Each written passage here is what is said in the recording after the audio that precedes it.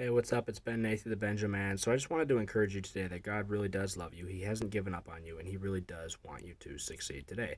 So it displays in Genesis 1:27 and 28 that God basically He made you in His image and He handed you the world. So throughout the rest of the chapter, Genesis 1, before verse 27 and verses 1 through 26, God basically creates the world and He sets the table for you because that's how much He loves you. And He loved that world so much that it says in John 3:16 and 17 that He sacrificed Himself in the form of His Son so that He could save that world and those that are in it, and that those that believe in Him can have eternal life. And He didn't come here to condemn you, but to save you through His Son, because that's how much He loves you here today.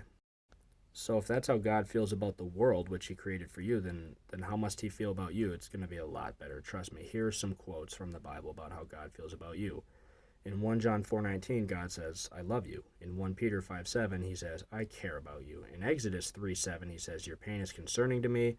In Genesis 16:13, He says, I see you.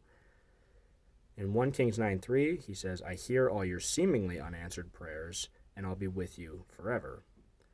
In John 14:17 through 18, He says, I'm with you and I will never leave you alone. In Job 7:17, He says, you are very important to me. This is a big one. In Romans 8:1 and 2, He says, I am not mad at you. There's no condemnation for you. You can come back to me at any time. I'm not mad. I'm not angry. Feel free to return home. He says in Joel 2:12 that I'm always here for you. Please return to me even after everything you've been through. In Zechariah 3:1 through 2 and Jonah 2:2, He says, I'm keeping you alive today even after everything that you've been through. He says, trust me and lean on me in Proverbs 3:5. So Jesus died for you so that you could live. In 2 Corinthians 5:15, it says that. So please live today. There's a difference between living or being alive and really truly living. So if you're dead inside, you might be alive, but you're not really living. I want you to live your life for Christ today. Here's my main focus for you, the big takeaway, the most important quote of them all from God to you.